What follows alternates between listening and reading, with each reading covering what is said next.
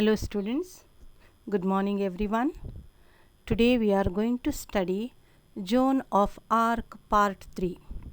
In the previous lecture, we have studied how Joan, hardly 17 to 18 years of girl, a small girl, young girl, requesting Robert, the officer of the army, to grant her permission to go to the warfield to face the English and free the Orleans.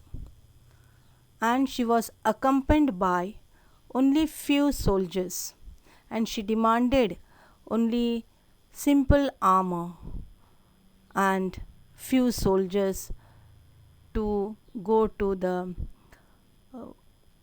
to make the Orleans free. Let us see what will happen in the part 3. Robert, you really think that? Is she going to fight and free the Orleans? Polanyi, is there anything else left for us to think? Let's take a chance. Her words have put fire into me. Have put fire into me means inspired them. So these people, the soldiers, the Polanyi, and other three soldiers, they are ready to support her. They are ready to help her. Robert, well, you are as mad as she is. You are all mad, Robert says, because it is very highly impossible to go with the few people and with such a young girl to free the Orleans. Polanyi, we want a few mad people now. See where the same ones have landed us. Robert, I feel like a fool still if you feel sure. So now there is a conversation between Polanyi and Robert. He says that, yes, we are mad and we want few mad people to go to fight in the warfield, to fight against the English. So Robert says, I feel you are all fool. Polanyi, I feel sure enough to take her to Chinon unless you stop me. So Polanyi says, I am sure that I will accompany the young girl and I will go to Chinon if you do not stop me. Robert says, do you think I ought to have another talk with her? Robert says, should I have a talk with that young girl, or maybe let her change her mind? She may change her mind. Polanyi, going to the window. Yes, Joan, come up. Polanyi. So Joan enters and Polanyi says, be seated, Joan. Robert, what's your name? Joan. Joan replied, they always called me Jenny in Lorraine. Here in France, I am Joan. The soldiers call me the maid. So Joan gives her explanation.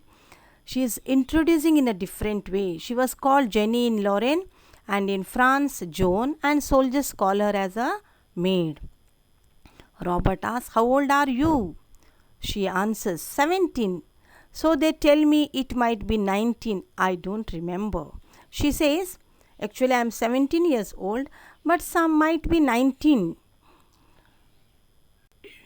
Robert says, I suppose you think raising a siege means surround from all sides and attack, removing the forces surrounding a place. The place is surrounded from everywhere. I suppose you think raising a siege is as easy as chasing a cow out of a meadow.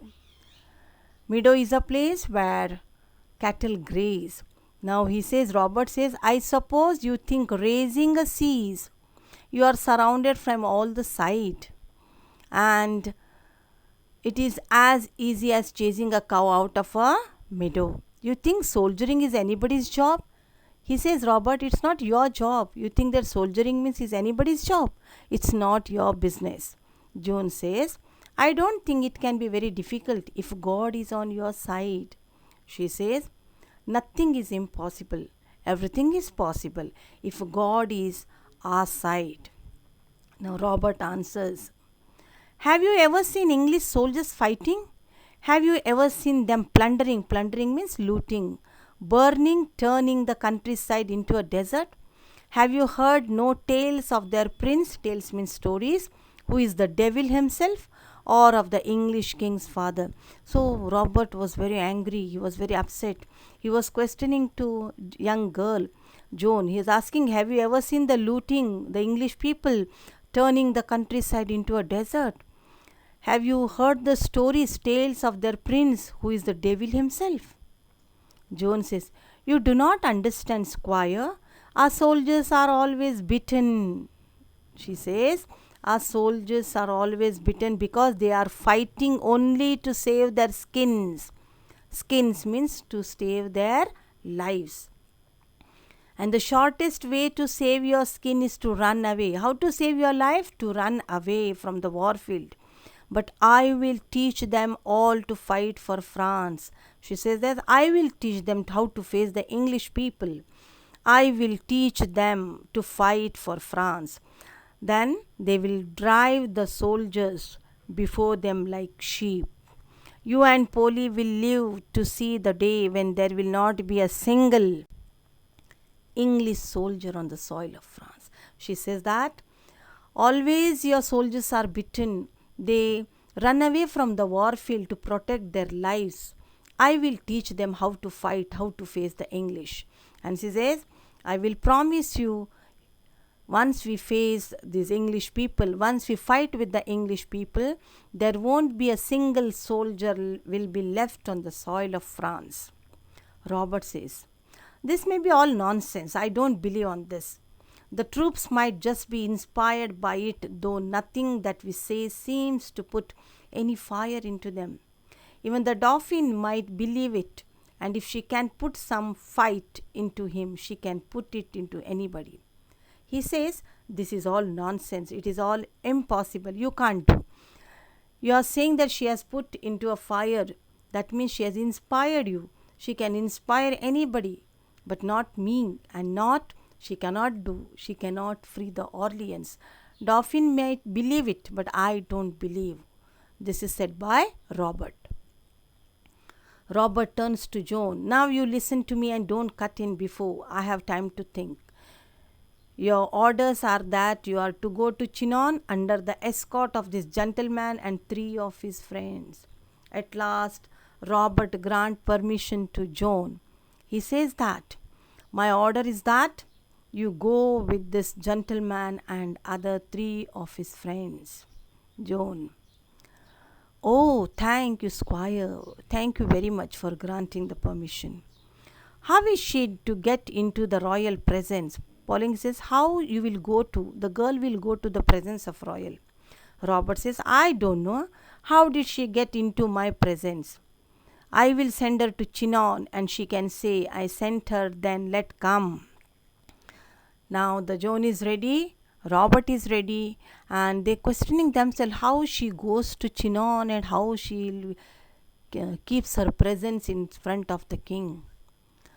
So Joan says, and the dress, I may have a soldier's dress, squire. She's asking the dress, the armor, the soldier dress. Robert, take what you please. I wash my hands of it. I wash my hands of it means I'm out of this responsibility. I don't want to take any responsibility. So he says, take whatever you want. I'm not bothered. I have washed my hands from this responsibility. Joan, wildly excited by her success. Come, Polly, she dashes out. She goes out. Robert shaking Polingi's hand. Goodbye, old man. I'm taking a big chance. I'm taking a big challenge. Few other men would have done it. It could have done by other people. But as you say, there is something about her. Robert says, somebody would have done that. But as you said, something is within her. So I've granted the permission. I have washed my hands now. Everything is left to you. Polingi, yes, there is something about her. Goodbye. He says, yes, something within her, about her. Goodbye. And now Joan, Robert is out of responsibility.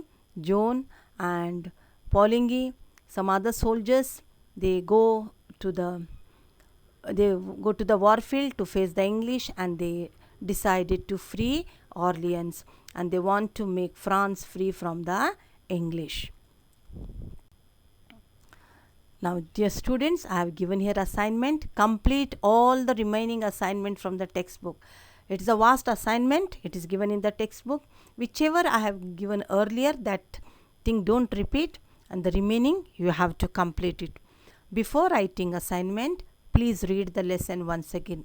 Any doubt, please write it down. We are going to discuss on the live classes very soon. Thank you, dear students. Have a good day.